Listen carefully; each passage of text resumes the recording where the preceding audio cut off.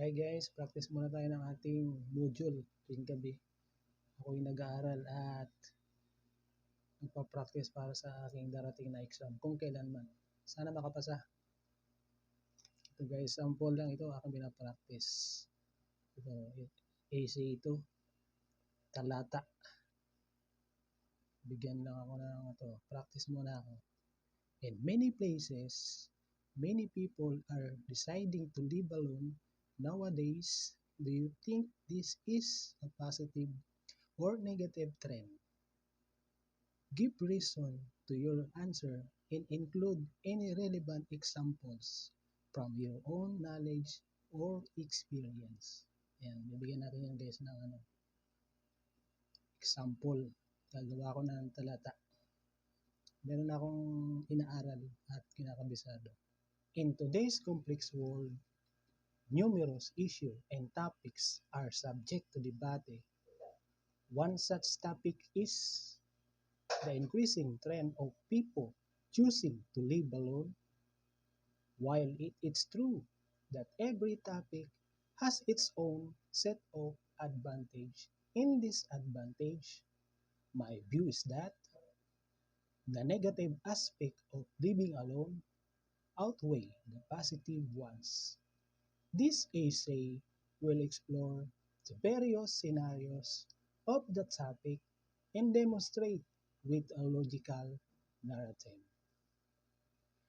To begin with, one prominent aspect of living alone is the independence it offers. This means individuals can make decisions freely without influence by others, and they can enjoy full control over their personal space. To quote a recent instance, a study by an urban development organization revealed that young professionals prefer to living alone to focus on their career without distraction. In conclusions, aforementioned points justify the viewpoint. Secondly, one notable feature is the psychology of living alone. This is due to the fact that many people experience loneliness and a lack of social interaction, which may lead to mental health issues. For example, a recent report by the prestigious University of the West proves the validity of the statement with all the available logical evidence. Therefore, the discussed assertion validates the fact supporting my viewpoint. I see that there is equally potential evidence to support the arguments I have provided, and hence, I logically conclude my statement in a conclusive manner.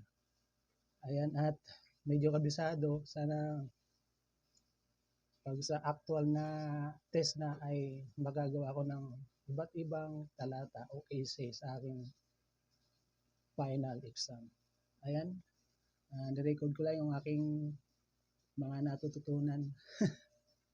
Medyo pa, kailangan ko pang mag-practice pa ng marami at pag-aralan ang salitang English.